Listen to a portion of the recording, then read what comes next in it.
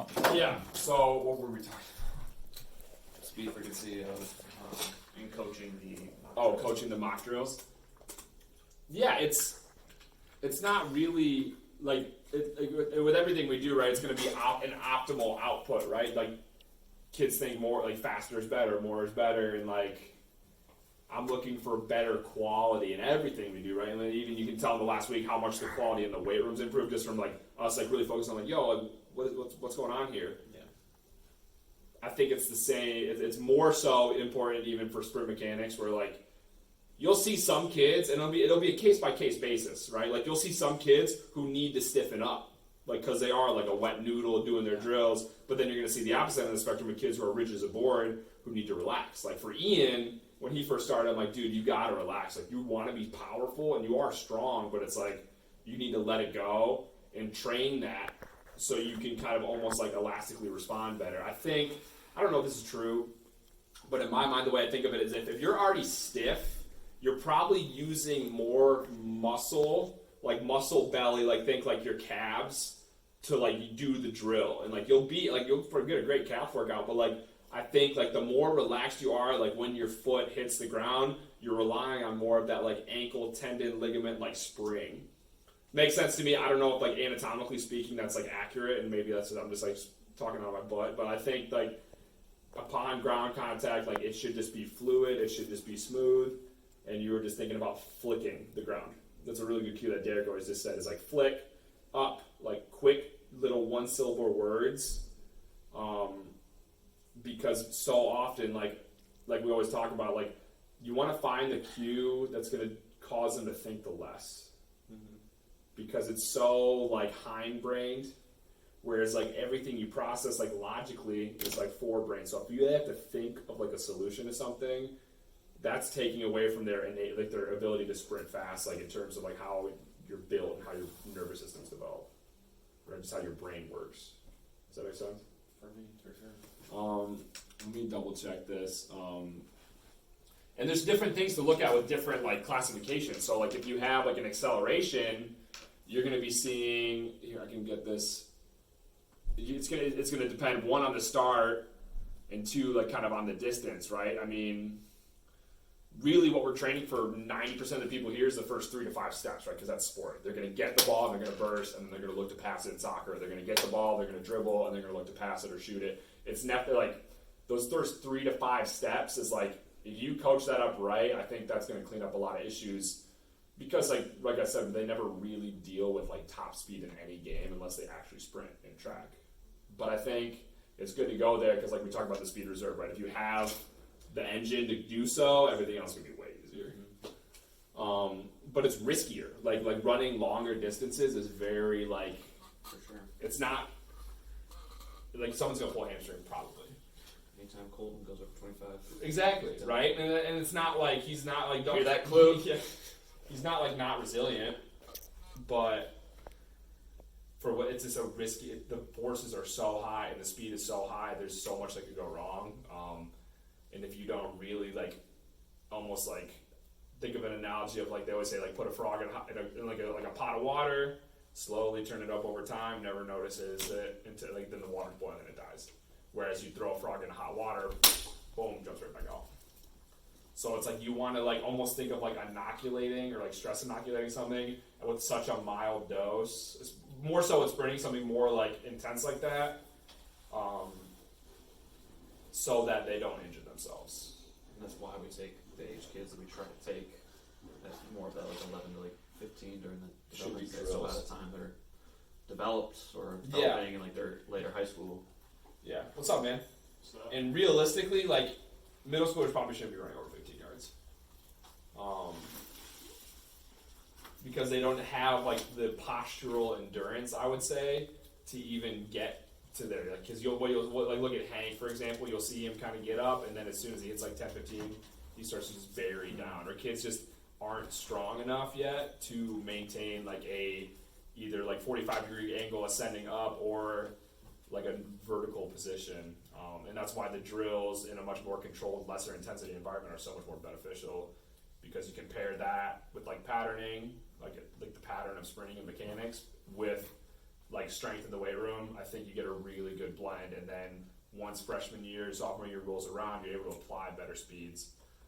But there's super simple ways to like bridge gaps like that. So like, for example, what we used to do, and what we will probably do come spring is like, we're gonna probably be sitting at like a lot of 15s this winter, right? Like that's like good space, enough time to slow down. Maybe you can get 20s away, but like with the older kids, like you run the risk of like just slowing down issues because you're gonna complain. So like, if say like we're stuck doing like just 15s in a ton of different variations, I don't think there's anything wrong with that.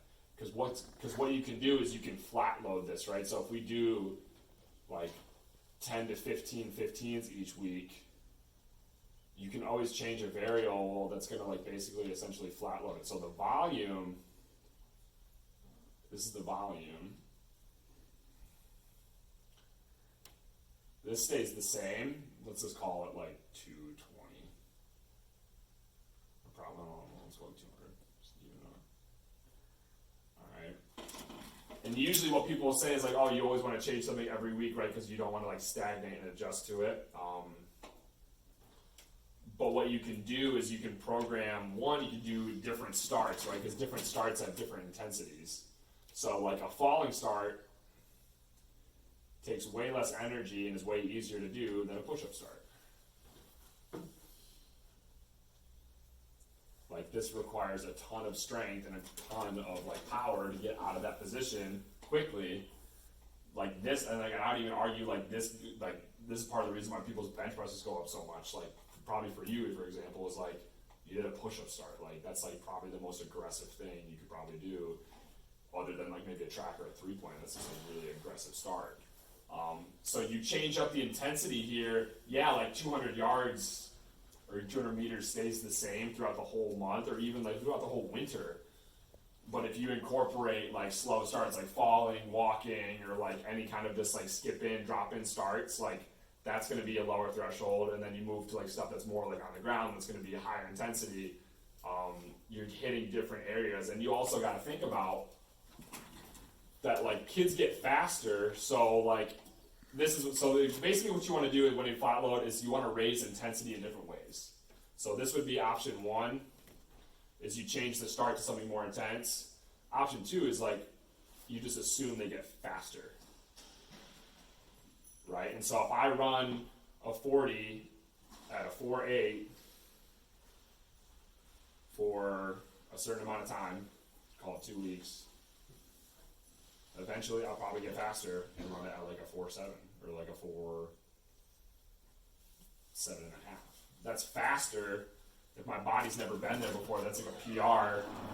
I will adapt from that intensity, and that becomes my new baseline, essentially, at some point.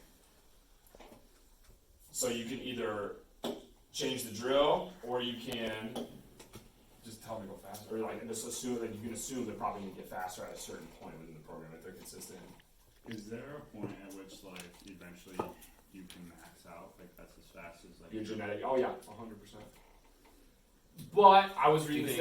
I was actually just reading this thing earlier where it's like your physiology, right? Like, what happens inside of you that allows you to do what you do out there, like how your systems of your body interact with one another. That is, like, few people reach that upper limit ever in their life. Like the only thing I can think of is like the example of like a mom lifting a car off her like baby or child that got run over, right? Like humanly impossible, like, but it's happened, and like there are stories about it to prove it. But what they don't tell you is like what happened to that woman after that like broken back, all the muscle fibers just completely shred, like stuff like that happens. But because people don't get put in a life or death situation like that, like we're not really capable of getting there. So like you have like this usable, I think I talked about this last week too, this usable level of like performance, and what training does is expand that more so, but I don't think really anyone ever truly reaches it without like a tremendous like stress response. Like another way to think about it is like a rabbit versus a wolf, right? If a rabbit has to go out and get food at some point during the day, always runs the risk of dying. But it has to eat, otherwise it will die. Whereas like a wolf has to do the same, but it's a wolf. Like rarely will everything like ever like mess with it unless it's another wolf, and like so they're not timid about it, and they can chase a rabbit as long as they can, but there'll always be another slower, weaker rabbit. So it's not life or death. So like we've never really seen like a true potential of a wolf. Like we don't see wolves chase down rabbits until they die. We do see rabbits run until they die, and then a wolf eats it. Yeah. So we're more like wolves in the sense that like we can get into our brain and be like, like I can do more tomorrow, or I can make up for this later, or I can do X, Y, and Z, and that prevents us from like reaching that like upper level limit. But you have a cap, and that's why people take steroids, because like you'll see like sprinters, like they'll get to a certain point, and then all of a sudden they stuck here for like X amount of months, years, whatever, and then all of a sudden they break a huge plateau. Drugs, almost exclusively. So you have to stay on those drugs to keep. Like once you break that point, can you go back to normal? Oh, like once you take them? Yeah. Can you like take them to get you? I've heard you keep like 90%. So like say your PR, and as I said, this is like Russian like textbooks. They call these restoratives. It's not like I would sit home and just reading about these all day. But it's like if you do, say you run 4:40, lifetime PR, you're stuck there for 6 months and you just float kind of in there. And then say you take a cycle of something like that and you PR at like a 4.2, then you just take 90% of that, and that's probably going to be, if you go off, you'll probably revert back to that. So you're going to be in between a 4.2 and a 4.4. Yeah. So what you're saying is, so who do you know? I was going to have an age restriction on this video. Yeah. I was gonna ask not who, but like, do you think that part of that is just people like get to that plateau point because of like accommodation, because their programming isn't most of the time super you've good? exhausted all options. If you read Speed Trap by Charlie Francis, who Derek steals not steals, but like he's like the last disciple. Yeah. His book documents all of Ben Johnson's drugs, and like they Right, talk yeah, about everything he took. Yeah, like the documentary 979. Like he told, it's like they basically say like in Olympic sports, it's not a matter of if, it's a matter of when, because everybody else is doing it. And so when you're ready, like it's like you want to max it out first, 100%. So like I think most of the time they tell people wait as long as you humanly possibly can, and then once you completely just stall out, go. I was thinking more of like not to like that level, not like the Olympic level. I'm talking about like us in like a high school, like a training program. So like they're stuck at like this one speed for a while, like, and then you see kids like come here and they get like so much faster because they haven't accommodated like our training. Like we're a new program for them, and then they see these big leaps and jumps because all they've been doing is like what their high school football coach has been having to do for like 2.5, 3 years, and then they come here where the training is different or more optimal, more efficient training instead of like go run 100s until you puke. Right. You know what I mean? So like there's just more thought behind it. It's not like I think any one of us could go into any high school around here and take their program and make it better without changing the X's and O's of it. I just think the coaching and implementation sucks because typically what happens is 40 to 50 kids in a weight room at a time with one coach. Yeah, and it's like what do you expect to happen? It's a lot easier to say, hey, everyone go back squat 10x2. Then like, all right, I'm going to take these freshmen and teach them how to goblet squat with their heels elevated and like teach them how to tuck and shoot their knees. It's just totally. It's more so the implementation, because like there are people like that program, like most high schools use bigger, faster, stronger, and that was made up by like Dan John and a bunch of other guys, like great, really smart, like good coaches. But like you need a strength coach to coach it, and like you need like assistance in that too as well. But yeah, that was a really long tangent about speed. Back to what I'm saying. I mean, really, to really get back to this. I totally messed this up. Your first question was just a start. You're basically looking for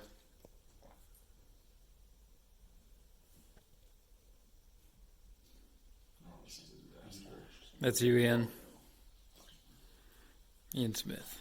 you kind of want like a 45-degree angle off of the start. So if they're coming up a fall, they should project kind of up and out. I've seen like 45 to like 53 degrees, which is like you don't have like calculators or like what are those protractors out there. Calculating with a protractor, but Holding it up. But I mean, like literally, like you think about it, like be the hashtag.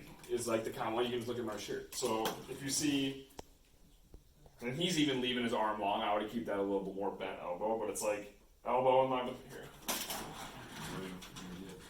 But you're basically going elbow in line with elbow, hip in line with knee, and then we want to stack on top, head to heel, and then elbow over knee. So you think about it, boom, boom, boom, boom. We're just looking at a bunch of ankles. Okay.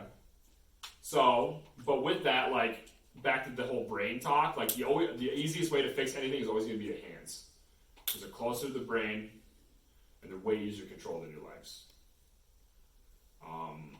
So if you see someone who is like overstriding, right? Like I look for, once we kind of clean up posture and know like, okay, they're starting out here. Typically what's going to happen is like someone who always wants to go forward instead of up. Like 90% of the forces going from your body into the ground need to be vertical, up and down. The other 10% will be force actions. But what you see so oftentimes, and like this is what we've kind of coached this with pretty much like all of you, like I remember you especially when I told you like, hey, think up more, how weird that felt for you. Just because you're so used to lowering down and just trying to take off and get somewhere faster, like you need to put force down into the ground. And that's all. So what happens is kids come out on their heels because they're leaning forward too much and they need to stop themselves from falling over. You can basically just cue them to like do like a running C and step more down and just think lengthen out over time, or you could just change you could usually, if you look at the arms, that'll fix something as well. Because it'll be like a frequency mismatch between your arms and your legs, right? Your legs are going to be moving faster than your arms. When that happens, your arms are just there to balance you, right? Because you're putting so much power on the ground. If you didn't run with your arms, it's like, have you ever seen a guy who's like gotten handcuffed and runs away? Like he literally just comes up here, he still has to twist his shoulders to balance himself, because if we didn't do that, I'd take a stride and I'd literally shoot off to the side and fall over. So if your hands are getting up in that kind of like split position, that's like probably checklist number one. Checklist number two is going to be addressing like any like foot strike issues. And that's pretty much all I can do. It's so case by case basis, but like filming helps a ton because there's a lot that you miss. There's a lot you can see, but there's also a lot you can miss. Like I would recommend, even if you have your own phone, just pull it out, throw it in slow-mo, and just like if you're like that doesn't seem right, film it. You'll see. Like 45 minutes to go over programming for the next block. You had a good question. So if we're talking about an intensification block, do I have a? Yeah, I do. Sick.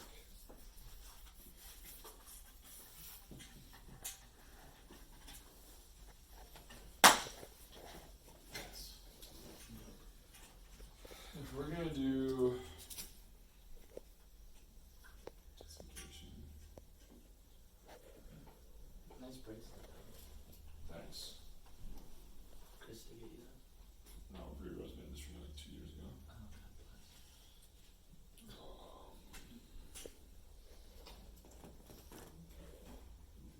Jeez. How's your day? Think you can make it? I had a pretty good game because that's my alarm bell for today. Yeah, jeez. Okay.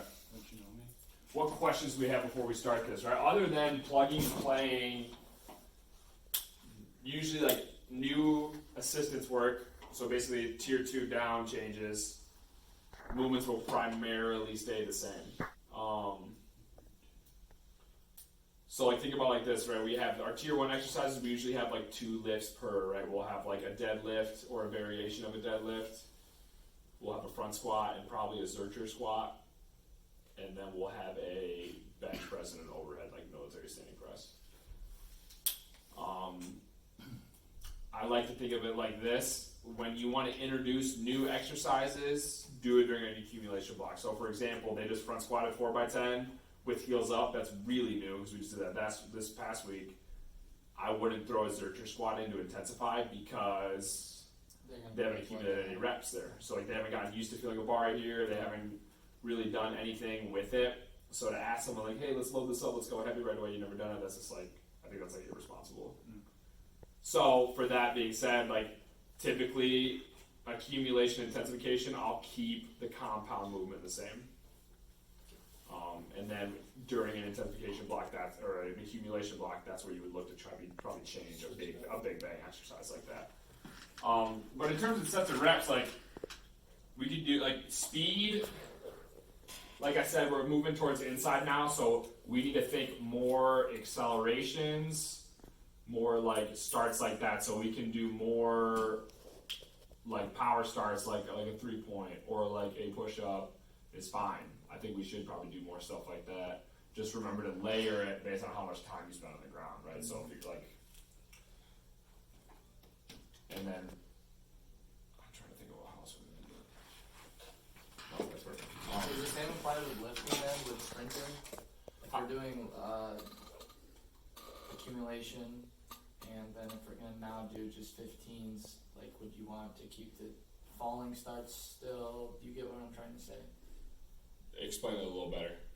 Like you're saying, like because you don't want to implement anything new in an intensification like in sprinting as well, Correct. so you wouldn't change the. No, that's because you're doing it first. You're freshest. I mean, realistically, like think about how many weeks of sprinting you did. You basically sprint the entire summer, right? How many falling starts you do? Thousands, but A lot. a lot. Yeah.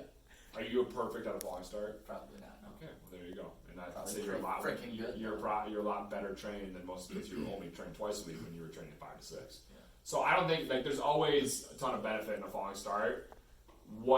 What's good about accelerations though is it's better time to like hone in on technique, and like it's really good to address stuff because one, like I think it's easier to coach it, and here we have more time to step back and see it from the side. And you should always watch sprinting from the side. Like so to say if someone's running like a 20, I'm going to stand at like 12 yards. So I can catch the rise, the up, and then the kind of like the finish. Because when you're doing that, we're more worried about, like I said, the first 3 to 5 steps need to matter. But you always, like you can't, like unless you're really looking for something funky, like you shouldn't stand straight on really. That's not going to tell you too much when you haven't seen what's going on from the side first. I'll always just start there, and then you kind of look at other things.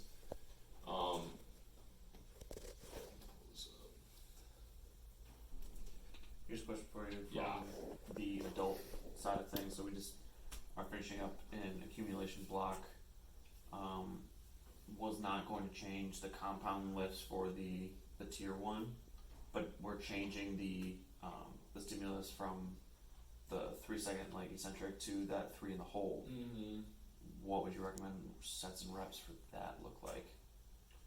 Still, I was So- thinking more of like because power development, so I was going to start with like 3x5.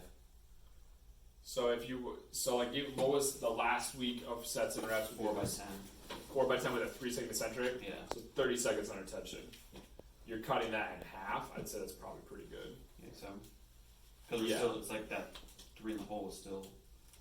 It is, and it just depends on how you coach it, right? Because like the whole point of that is creating tension in a static position in order to produce more muscular force out of it. So like if you run into problems there, I think it's going to be like more of like a just not being able to stick the position. Because you just train the eccentric, now you're going to train the isometric, and then that should lead to a way better result. I think 3x5 is perfect. Okay, so how would you load that out throughout the month, or progress it throughout the month? Well, let's do it right now. So we'll come back to speed in a minute, but let's just do this. Like, and then you can just think of this like your block 2, Alex. So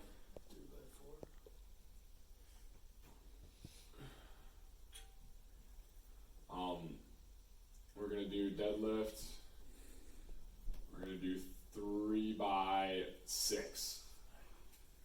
All right, and then the easiest way to progress this is like so. We're gonna ask them to do 18 reps at a certain weight. Next week, you're going to do the exact same weight, but you're just going to add a set. Because say, for example, I deadlift 100 pounds for 3 sets of 6. That's 1,800 pounds of work I just did. All right. Just by adding a set, I just went up to 2,400 pounds. It's like a fourth more of the work. Like it's a lot of work, relatively speaking, whoever's doing it. So that would always be your first move, because you're not really asking them to do anything different than just do it again. because they can still rest in between. That's going to, I think, always be the most beneficial thing. And if they keep the weight the same, it's really not going to be that stressful. But you're still getting good quality 6 reps, and I think you're kind of in that like upper end, like strength realm. And then from here, you would start to kind of go down. Take a rep off, go heavier. Take a rep off, go heavier. And that's your 4 weeks. For you, it would be like 3x5, 4x5, and you're trending in the direction of intensification. Like, I don't think an adult ever needs to lift. For a big bang lift like that, like especially with who you have, less than 5, no one should go less than 5 ever. That's what I was thinking. So for you, maybe you can, Should I start 3x6, 4x6, 4x5, 4x, kind of the same thing with that? yeah, I might even maybe go a little higher. Think of trying to bridge the gap, right? So like if you just did 30 seconds of time under tension, if you come back this week and do ISOs, it's gonna be, maybe it'll be more of like a, like 3x8 would be 24 seconds, or like maybe like do like 7 or 6. So you think it'd finish more closer to 4x5, 4x6? Yeah, well, they're used to being 30 seconds under tension. You bring them to 24, they'll be able to go heavier. Mm-hmm. But it's a completely different lift altogether, so I guess that really doesn't matter anyway. I would just think more of like, continue to change it, to just change the stimulus, right? Like, as long as they're not doing the same weight for the same sets and reps, like, you're fine. So, like, just change a thing, don't change more than one, though. So, like, if you want to go 3x5, 4x5, you're up to, what is that, 20 seconds? No. 6, 12. 20, it's 60 total seconds. No, it's by 3. So, yeah, it would be 60 total seconds. It would be 4x5, would be 20 reps, 3-second hold. Okay, that's a lot. Mm. We used to do 4x10 with 30 seconds, so it's 40. It's 120 seconds. Okay, half though. Yeah. So, you're good there. I think you should start there. And then you could, with at 4x5, I might even go up. Maybe start with 6. Go 6, 4x6, 5, twice. Yeah. Last week you just go up and wait. Ash. Alright. Yeah. I know we have a time frame for athletes, like for every 10 meters they sprint, there should be a minute rest. What should we do for lifts? Because I would, like, 3x6, 4x6, like how long of a break should there exactly be with The that? book says 3 to 5 minutes per set. Per set, if it's the first gear. But let's be realistic. No, time. You have 4 sets of 20 minutes worth of breaks. We have 20 minutes to lift. Not optimal, but it is what it is. So that's why I think what you do now is you do pair jumps and throws together. Because that forces them to take a break. Even though they are doing something, I think it's better than them waiting 35 seconds and then going again and like not being able to get the lift. For like hypertrophy accumulation, you want a little rest. 30 to 90 seconds. That's the best to gain muscle. And that goes for anytime you're trying to put on size, like you want medium load, medium intensity with like short rest. Whereas when you're trying to move some serious weight, that's super high intensity with super high load, you need more rest. So that's going to be week 1. Front squat's going to be the exact same thing. Can we pause this for a second? I think the car windows are down and it's raining. Go ahead. Day 3 is going to be bench.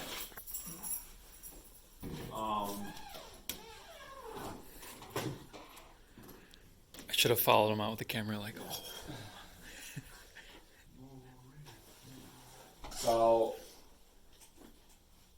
here's how I'm thinking we should probably try to do this. Do you want to also think about for the programming in this block, like start marrying those concepts of like the deadlift with the jump in between? This one, I said it earlier. I think you noticed it. That's what I meant by like fillers. Yeah. Yeah. So like I said, 1 to give them a break, and 2, like you contrast stuff like that. It's called I don't think it's called contrast training. I can't remember. Like there's so many definitions for everything, but if you do it before, it's like a primer. If you do it after, it's called a post-activation potentiation, which means you deadlift and then you go broad jump.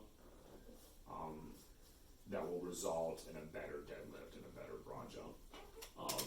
Just based on your ability to put force there. Like you're doing like a heavy load, slow movement, and then you're doing a no load, fast movement. Those contrast really well together. Is that directly after too? So right when you get finished with, Yeah, do one set, go do another set. Do one set, go do another set. so like broad jump would be right after you just deadlifted. Yeah, you can do it either way. It just depends on what you're trying to accomplish. I'd have to look back and see like what accomplishes what more specifically. Is that kind of like a drop set, like when it comes to weights? That would just be to add Intensity. more volume, like faster. So like a drop set, I want to say like if you pull off 135 for like max reps and then you drop down and then do another set of max reps, you're just trying to accumulate as much volume in a shorter amount of time without taking a break. So what that does is there's just more stress that you have to like recover from, I think. Could be wrong, I'm not sure. That'd be my best guess. So going here, okay, we just did lunges, which I thought went pretty good. Those are hard. Yeah, they're not easy. They're not easy.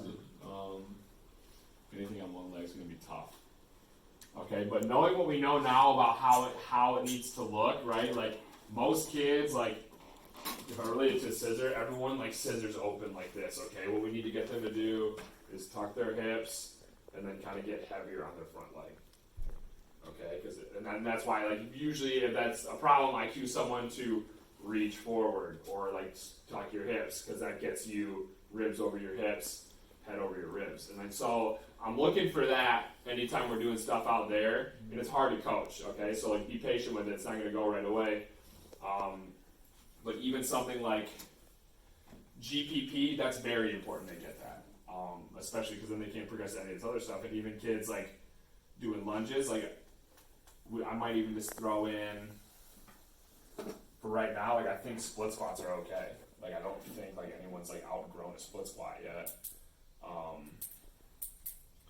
You think about Bulgarian? We could do Bulgarian, but that's, I mean, are they perfect split squatters? No. I was gonna say another thing with that. I think some kids that have been here for too long are going too heavy of weight, and they correct that, and then you're like, So all right, fix man, like go down weight for sure. Yeah. If they don't listen to you, you know, it's a really good question to ask them is why didn't you listen to me? Right? Like, you told them to do something. Like, if you went up to your football coach and said, "Yeah, I'm not going to do this sprint," like, what's going to happen? Like, obviously it's different to some degree, but it's like, dude, like why do you think I told you to do that? Like, or like, why aren't you listening to me? And they'll be like, "Oh, well, I thought I could do it." It's like, yeah, but like, I'm here to tell you what to do in the sense that like, you pay me to make you better. Mm-hmm.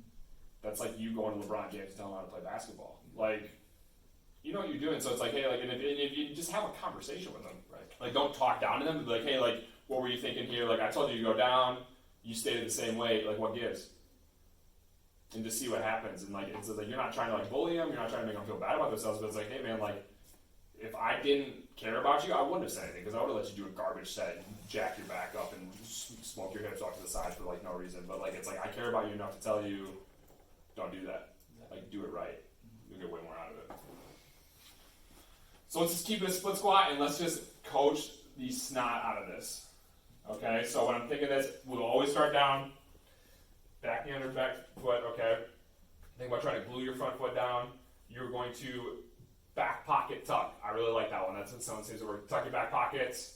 All right, and then maybe we'll just try this. We'll offset it. You just go one hand here. And then if they need to adjust, that's okay. All right, but then the same thing. If they get up here again, remind them, hey, tuck your back pockets. All right, and then the other hand's gonna reach for it, and we're gonna. That's how we're gonna split squat everyone in this block. Switch. Unless they're GPP. Other leg with other hand. Yep, opposite arm, opposite leg. That's called contralateral, so opposites. Right. And I think if we're gonna get everybody where we want to and start on the knee, we should say that before we start the actual lifts because. So yeah, let's talk about that really quick. When you are setting up a lift, don't go over the whole thing. Don't. No. They don't have the attention span. You don't have the attention span.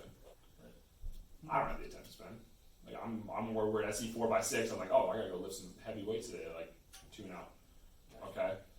But that being said, that's what the most important thing about groups is. Like, first of all, like, the GPP people don't need to hear you say what the other kids have. Like, they don't care. If anything, it probably pisses them off. So it's like, get your group, know it, take them to the side, or take them to the trap bars. Like, all right, my three, this is what we got today. Here's what I'm looking for. Like, don't go crazy, or like, hey, like this is intro week. We cut a set. Just do it well. Next week we're gonna go up. Don't worry about it, okay? Like, tell them, you give them like the 1 or 2 points that you have, and then if anyone in the group needs a cue or like a reminder that's on you to teach them that or pull them aside. You only got 3 to 5 people. That should be very manageable. And then that way Ian can be like, hey, like my group, we're gonna start with just like goblet squats today, and then it's like he should just know it's like, okay, it's T day. We go TLU, kettlebell, deadlift, kettlebell split squat, push-ups, pull, ab, carry, repeat, wash, repeat. Like, because that's not really gonna change, and it shouldn't. So then that's easier. He can just focus on coaching it, or whoever's coaching it. I don't think Ian's going to be the only GPP coach. I think everyone should rotate on that for sure. Because like those are the hardest people to coach, right? Anyone can go coach a Sammy or a JT. Like they've been here for 3 years. They don't need coaching. They just need guidance. So if you really want to challenge yourself, like GPP is the way to go. Because those are freshly born deer walking around the womb, stumbling all over the place. Not to hunt, Trevor. All right. So, but then for To tier teach how to 2, we're walk. just going to go 2 sets. It's family. 2 by, because this is like a builder of the front squat. Front squat, same reps and sets for all 4 weeks. We'll probably keep this. We're at 10. We'll go 8. And then we will go add a set. And then we will go drop weight. And then because it's accessory, I really don't go under 6 for like any accessory work, so I'll just say 3 by 6 again. Alright. And then your U is going to be something unilateral, alternating, or like a body weight. And if we're doing bench, it needs to be an indirect builder, so I was thinking we could probably go like, I think this would be like probably a better fit for like a floor press or something like that. But we just did floor press, so we'll probably we just did half kneeling overhead. What do you guys got? I was thinking Anybody? barbell overhead press, but I know that could cause a lot of That's a problems. with tier That's one. a tier 1. you know. What was it? We could do incline dumbbell or single arm dumbbell or single arm incline or Yeah, anything single arms cash. you know, because then it saves on weights too. More people do, but we only do have 2 dumbbell or incline benches anyway. Or So then let's keep it. we could do a single arm floor press, single arm flat bench, single arm incline, We can do just single arm, flat. back elevator Single arm flat Yeah. bench. in a what's it called glute bridge. A little hamstring activation Yeah. with our chest. I think that's a little too much for these little homies. It is. I like where your head's at though, it's a good exercise. And then this one we're always gonna kinda go like not bonkers on volume, but we're gonna do more volume for most of the time. So it'll be like they just came off of like what were they doing overhead press wise, like 12s? Yep. Let's start them at 12 each arm, that's a lot. And then And then you go 3 by, and then we'll descend 3 by 10, 3 by 8, let me get heavier. And then a pull, I'm going to do a vertical pull, I'm going to do a pull up. And then if they have time, you're going to do a regular farmer's walk. And an RKC plank.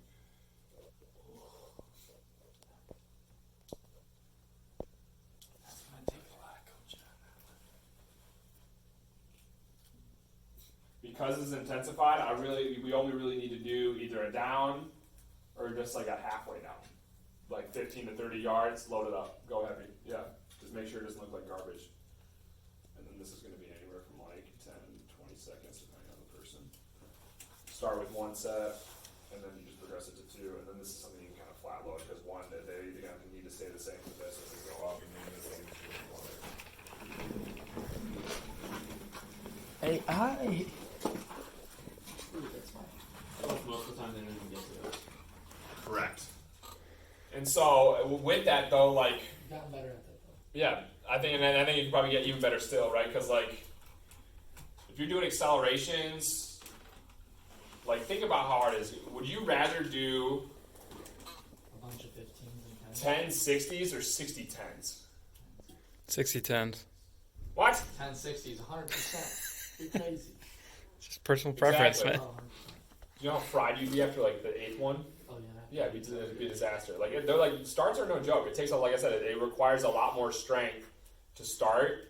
You don't need to do it. I don't think we need to go absolutely bonkers on starts. Like I don't think over the winter we'll probably go over like 180. So with that being said, that should give us more time. Like you've noticed, like we've been letting kids like have been getting done earlier, getting this stuff. Like it's okay if the focus comes a little bit more here. I kind of plan on that. It's usually how we plan on the winters. Like we're going to be able to do max velocity, like longer sprints, accelerations, 30s and 40s. Then in the wintertime, shorter sprints, weight behind goes up a little bit. All right, so coming over here, good on that. All right, Vinny, give me a tier 2 upper body exercise, please. Just the exercise. That builds that.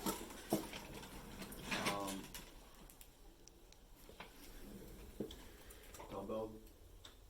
That is correct. Very good job. Absolutely. Like on the ground or like I would say either. either? Yeah. You want to think. You want it. What is going to directly influence the bench, and I think that would do exactly that. So I am going to do this just because I think we haven't done this in a while. Let's go alternating. So we'll do DB bench, ALT. All right, and then we're going to go basically the same over here. We'll start with 8. You're going to alternate 8 each side. Okay, and we'll do, because this should be a more advanced group, we'll do high to low, where they'll start here and they will drop one at a time. If it starts to look like crap, 1. And make them go low to high. And just let them, like, don't let them rest on their chest, but let them hold the bottom. And then you'll just go ahead, add a set. I feel like low to high sometimes is harder. Because especially if they're not resting it on their chest and they're resting in that down position. It's like, Well, typically what happens is people's chests are a lot stronger than their triceps. So like holding at a lockout and then coming down here, like just because you see most people don't fail at the chest on the bench. It's like here, and like once you get about like quarter of the way up, like you start to basically go full tricep if your grips in the right spot. Okay, will you say that again? So they'll start up if they're, but if it looks Everyone, like yeah, if it looks like crap, just kind of let them come down here. But realistically, like if it looks like crap, make them go down and wait first. That's probably gonna be the issue. So 8 by 8, go up a set 3 by 8, 3 by 6, and then for this one, I'm okay with 5s. That sounds kind of like good for a bench. Sounds kind of fun. You're not worried about only having 3 benches for that? I'm not, because there's 3 other exercises I should be doing. So and that's where your skill as an organizational person like needs to come in for everyone. It's like, okay, like I have 5 people. You 2 go bench. All right. You go do your RDLs. You go do your pulls. Boom. See ya. Thanks for coming. So regroup after the front squats, is what you're saying. Always, yeah. It's like that. Like you are gonna guide them through the whole workout. All right. And for the most part, you shouldn't really care about anybody else. You should, but like you got your 5. Like those are your 5. You see something that's like blaringly obvious, like someone's standing in front of you, like hitting their head against the bench or something like stupid obvious that you can fix, like on there, like dude, like stop or like do this differently, do it. But like that's somebody else's kid, like they should be coaching them, all right? And like you shouldn't be like all over the place being like, oh, I got like one kid like way over there in the corner doing like lunges by himself. I got one girl over here like doing push-ups. Like control it. Like set it up. Like you tell them where to go. You tell them what to do. It'll be so much easier on you because you know what you're doing. If they're not doing what you're supposed to do, then you correct it. It's LUT. Total body. Somebody give me a tier 3 total body. We just did back elevate hip thrust. Thank you, Trav. Give me a new one.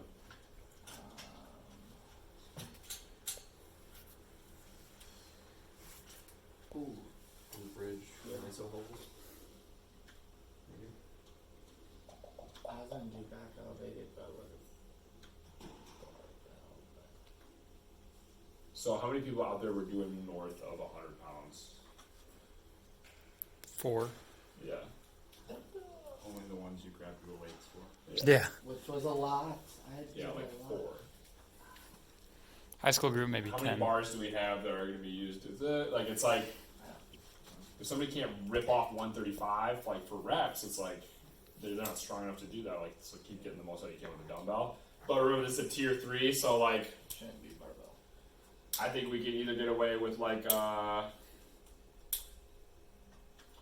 I'd say a partner CHG. That one takes probably way too long. Partner what? Like a calf ham glute raise, like where you hold them by their ankles and they fall. But I think what? Sled. I always love sled, but we don't have enough sleds. What about for tier 3? What if we threw in or started implementing like that like hand RDL, like we did like that banded pull through for high school? Oh, like a banded pull through for high school. That's not the worst idea in the world. I think we could do something like that, like It still reinforces the pattern without. we could just do like a being kickstand RDL. I think that's fine. What about with partners holding your ankles when you're doing Yeah, don't worry about that. We're not gonna do that. Yeah, let's do that. I like that, Alex. Do a kickstand RDL. So kickstand RDL. Does everyone? Do you know what that is, Trevor? Yes, I know what that is. I see Lily do it all the time. Okay. That's more like a kickstand type of. I like this. All right. So basically, like this is gonna be the same here. All right. And then our pull. Let's do. Can somebody give me a pull?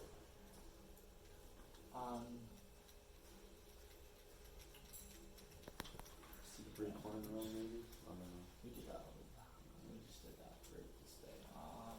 Can you do seated? Give me something single arm. Unilateral. Bent over. It's basically a single RDL, but your other leg is on the ground. It's like an 80-20 split. Single For your- arm. So I like this. I have my weight. We go opposite arm. I'm gonna balance on one foot. Pull my leg back. All right. Oh, you. I'm going to bend my knee. I'm going to tuck my hips first. Bend my knee a little bit. And I'm just gonna not. I'm not gonna push anywhere but into my lower butt cheek, like right there. I feel it, and then you're just gonna drop down until you feel stretch. Come back up. Do that for reps. That one sucks. Let's do a single arm band row. Okay. And this is the one that we went over the other week where you are going to be half kneeling. All right. And then you are going to alternate and really cue the crap out of a reach. So I'm going to reach, pull. Okay. My arms are going to go super high here because the keyboard will be rotating. You're just rotating through your ribs. Okay. They shouldn't be rotating their entire spine. Okay. So pull back, stretch, and then release. And then stretch and release. This one will just say 6 plus. This one will actually rep it out, so we'll go 2 by.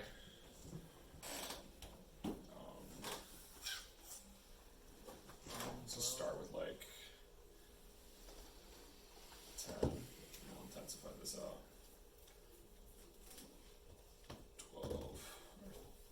Sorry, 3 by 10. 3 by 12. 15.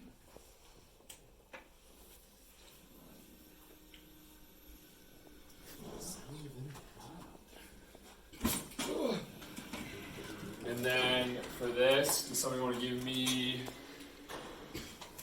Powerful. give me a carry first? Same one. Single arm Can you do some left? Can you do They're perfect the same. No. Am I perfect the same? So, hey, now give me an ab. Trevor. Yes, sir. Side plank.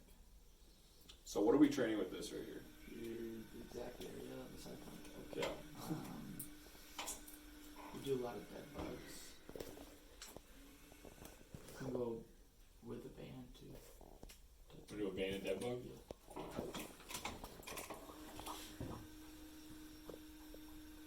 High school doesn't do hanging leggings.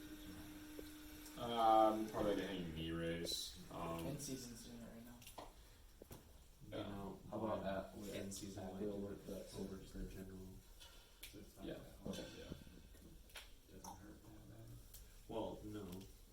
More so because the people who are doing in-season workouts are already more seasoned athletes that don't like do a ton of basic training like there is versus some GPPs. Let's change this one over here Natural hanging from the arm. Yeah. to a side plank.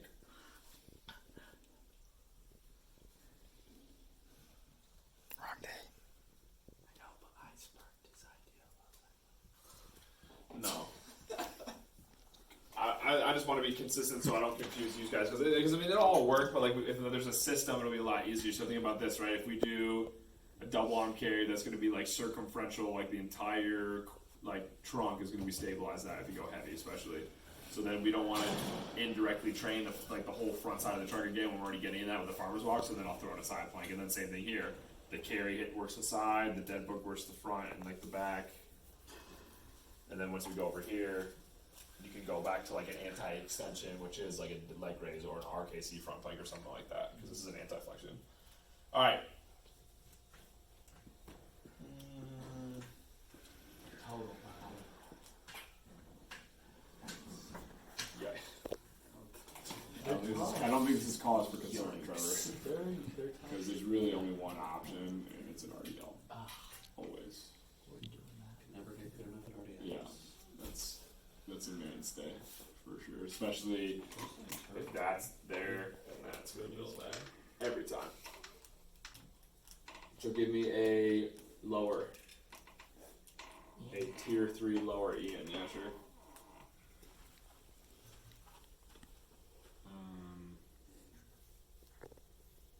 Squat. I just know nails it. It's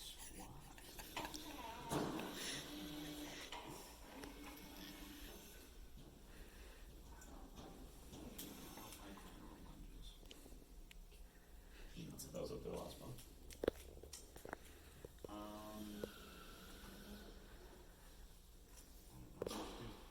Some kind of lunge, but I don't like that lunges. Yeah, you probably could do some sort of lunge, or this is one I really come to like, and I think I threw it in the in-season program. Think about like just making, like just think of like a squat that's not with a barbell. Like I really think like something like that, like you could go goblet for like high volume reps, or you could do like a half rack, which is that's gonna limit the load no matter what, because it's probably gonna be half of what you could do technically speaking, and you can train it for more kind of like just not so much the actual pattern, but like if you're gonna kind of brace on one side, you're gonna reach the other side, it's gonna be a good just postural drill almost. So I think if we do a half rack goblet, and you gotta think most people aren't gonna do this day. Squat. What also would have worked here though is pretty much any lower intensity, like lower threshold lunge variation, like lateral lunge, diagonal lunge. Bulgarian is not low intensity. It really suck. Step up would be good, like crossover step up, like anything transverse plane, like which means like rotational or like side to side is fine. What are your personal feelings on like a curtsy squat? A curtsy squat is a lunge. Right. So like a lower leg variation would. Would you ever program something like that? Probably not. A curtsy squat is when you can do it either go back to like a out thing, you just kind of like bring it back this way. you can do like a curtsy, like step down, and like that whole kind of thing. So it's loading more of that hip and like that quad and like that lunge pattern, but just that. Yeah, I think that works. I think you could also just do a split squat with probably like external rotation. Or Sure. internal rotation. I was just curious about your personal feelings on You it. just want to say curtsy. Alex is gonna pull. That horizontal pull, but we just did that on day 2, so we can do a. Yeah, we can do a face pull. Could. I don't think that gives us the most bang for our buck though. Think a little more intense. Something a little more intense. Lat pull down, maybe? No. Yeah, you could do a lat pull down. We kind of just did those, so I would make it harder by probably either doing a seated band pull down or just any like dumbbell row variation or Yeah. Do that single nets. yeah, you can go single leg row. That's kind of what we have up there right now. that's For what we day have 3. For day 3. Yeah, we have so few people doing it, so I think why not That's fine. keep it. Heavy rows are good. Or then you could do like a chest supported. You could do. Ooh, yeah, you're back to that. Those are sick.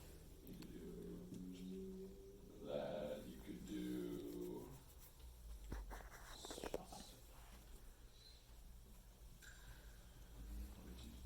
I don't want to talk a lot. Just you do chest You know, unsupported. they say people. They say people who have messy handwriting are just way too smart. So their brains working way faster than their hand. Heard that about drinking as well. What, they're way too smart? Yeah. What's his Mark? What's Which a is Mark why training I'm on drunk Mark? right now. That's why I talk so fast. I'm always lit. So then, carry wise. And definitely age restricted video. Yes, I like that. Or you can always throw in. Oh gosh, stop. You know what? I Choose. all morning. Yeah, how'd that go? Not well. Sorry. What were you gonna say though, before your brain went somewhere else? I was gonna say you could do like stop and go farmers walks. Where you walk, they walk to a cone, and they stop, pause for 2 seconds to like stabilize and keep going. And you can do a farmers walk march. Is that with chaos? Stop and go with No, chaos. that would probably be without chaos. You'd stop, like you could do march suck. Marches suck. Either one of those two. I'll let you pick. He does that. Who? The Saints running back will do like. This thing for me is always going to be like a hodgepodge. Like it's going to be, it's going to follow the similar structure, but like this kind of stuff towards the end, it's subject to change, right? Because it's going to be who's going to come in here and say do day 3. Are we gonna have people who come in here who probably would get more out of a regular farmer's walk than like a stop or a march? Like yeah, so just reverse it back. Like use your judgment on that, or like a chest supported row. It's like, you know what? Like I think they're really only pulling like 15s. Maybe let's just like dial it back and do something like a band row or like a What do pull you- up or a lat pull down or something. So with that 3 A and B, would you not want that to follow the same type of pattern to like do like you did like, so the farmer's walk is like full trunk and then the Like a lat, like oblique and like an right, ab. yeah. Because like with the, even if it was like a stop or a march or anything like that, and then you did that front leg, is still training just that anterior core, like. Yeah, if you march, that's oblique city, USA. If you ever tried that before. Stop wouldn't be so much, but I think realistically, like, these are both kind of like all encompassing. Especially this when you do it right. So I think you're gonna get a lot of oblique in that. If you reach and you exhale, you're gonna get a lot of oblique in that. If you get your knee up high enough. What's It that? should follow the same pattern, but at the same time, it's like I'd rather somebody do this and get good at that, because then if they do go do a pull off or something like that, they're gonna be stronger. Cool. This concludes our session. Questions?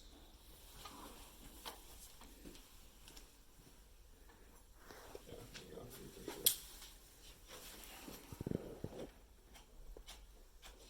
Let's try, and then middle schoolers. We'll just briefly touch on that.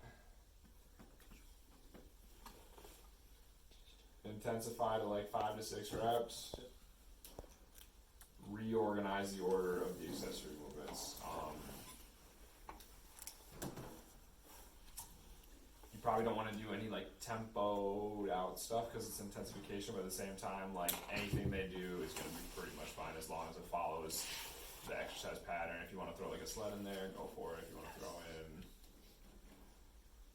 So you said 5 to 6? Greetings, sled guy. you can do like drags with like the straps. You can do backwards movie, yeah. pulls and do all this stuff. I said greetings, sled guy. Cool running. Oh, that's a great one. One thing I'll talk about real quick is squatting the other day, and especially because they're doing it again today. Lower isn't necessarily always better. I know, like, I think you put Sophia's heels up on something yesterday. That's what I posted. Was that you? That was me. Yeah, and like, it got better in the terms that she could go lower, but like, what happened was is like when she squatted, she would hinge it forward like a deadlift. She would fall chest forward, and she'd sit her butt down at the same time. Knees really need to go past her toes too much, and that's why she would fold in half like that. So she's like,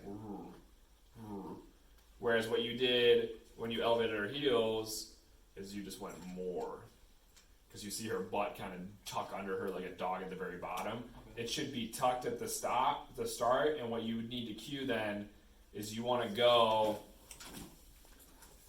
down, down, down until like you feel like that like bottom out where it's just lose all control. Like that's a good spot to be like, okay, like back up there, and then over the time you would work her to kind of hopefully go lower from there. That's my fault because that was an Ian's group. I just thought we wanted everybody on the pad. Yeah, for sure, absolutely. That's why. You were right, but at the same time, like the only thing I just remember stuck out was like, oh, that looks so much better, and I'm like, Okay, I need to shut up more.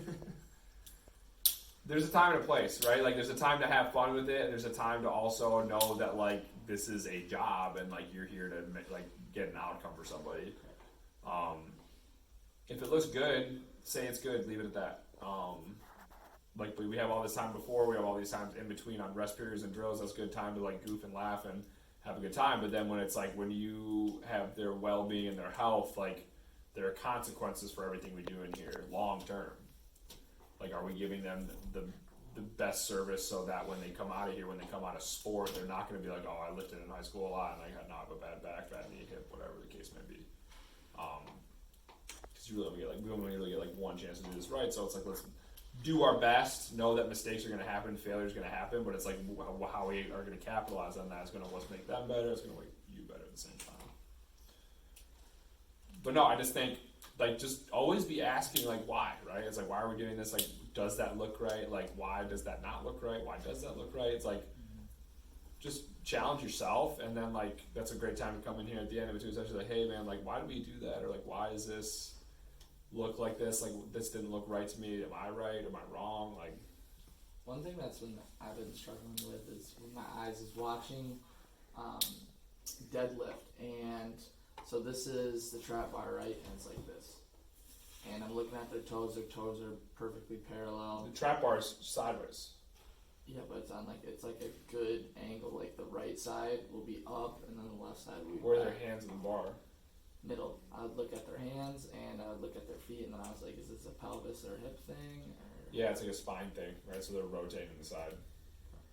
I know Ethan has that really bad, but I've also seen that in like Garrett, the high school Garrett. So do this. Next time they go, look behind them. Because what's going to happen is you're going to see them shift over to one side.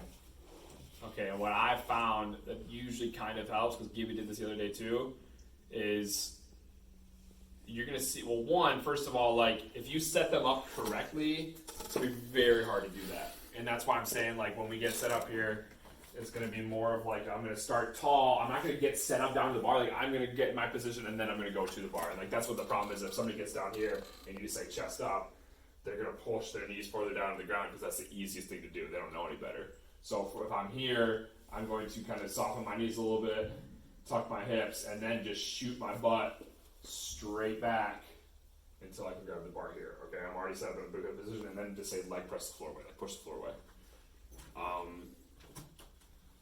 And like tell me if it looks like Terry, but like I said, back to the shifting thing, like stand behind them. If like they're pushing over to their right side, so they come down here and they're like coming over to the side, or like they come here and they like twist a little bit. I usually just tell them point your zipper at the side they're shifting into. So if I'm shifting over to my right side, point my zipper to my left, boom, it should straighten out. Because what they're doing is they're going over to their strong side, because one, it's probably too heavy. Even though it doesn't feel heavy, that builds up a lot of like what you call micro trauma, which would mean like they're fine now, in a year they're not going to be fine when they start moving some serious weight, or like whatever the case may be. Right. And then you're going to get this super overdeveloped like bad pattern. It's going to lead to a lot of problems down the road.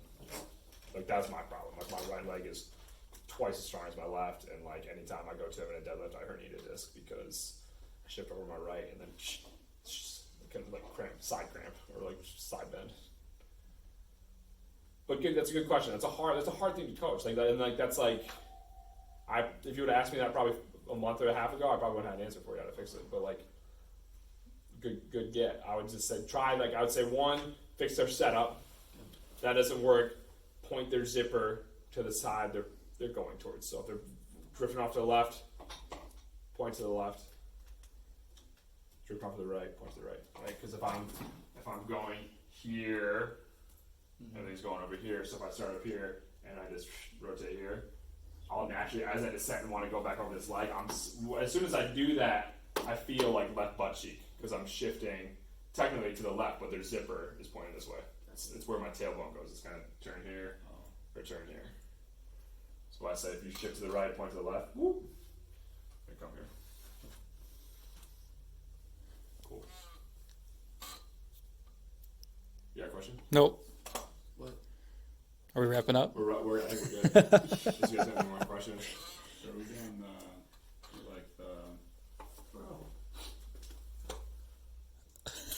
single arm like dumbbell stuff? Reach. Are we reaching now? Yeah, sorry. Good call. That's a good call. I mean, that's the last week. It's not a big deal. It's just easier to say that instead of keep your ribs down, like keep it up. Like if you just say, hey, reach, like go like if it's a girl, like don't do this, but if it's a guy, like hey, like reach forward, don't touch me. Like reach, yep, and then you're gonna press with the other arm. Okay, and I know I said the other day, like with the kids, like reach and then full back. But like see what happens is like I saw somebody do this where they reach fine and then they grabbed it and they're like here, okay? I wouldn't sweat that too much. I think what you could try to do is you could try to kind of go down and then forward. So elbows down, Yep. and forward, back, face your lats 3 times. Was it? Yes. So Garrett, I think, like he had it down, and I just told him like turtle, like the turtle back. And Yeah, or you could say like this, hey, try to touch your elbows. Yeah. That one would probably work best too. Like just like play around with it. Like everyone's gonna respond differently to something different, right? So if you need to try like 1 or 2 different things, the problem is when you try to do 1 to 3 different things in a row. Yeah. So either just have like, especially while they're trying to do it, right? Like if I'm telling you 5 different things while you're squatting, you're like, dude, what rep am I on? Like there's too much going on. So like pick one thing, give it 2 or 3 reps to sink in. Doesn't change. Maybe one more thing. Nothing changes. Okay. If it didn't look atrocious, let it go. Next time you come back, try something different. And if they can't get it on that 3rd one, we have to change something. So like, hey, stop. Like maybe you need to go down and weight. Maybe you need to put a band around your knees. Maybe you need to hold a ball between your knees so you hug in more because you're just opening your knees like the floodgates. Like that's okay. Do not be afraid to stop stuff ever.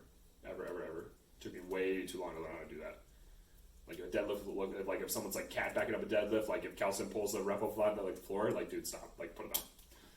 Because then that'll, to them, their body thinks that's okay. And it's not like they know what they're doing. It's not like it's okay to correct them and tell them that was wrong. Okay.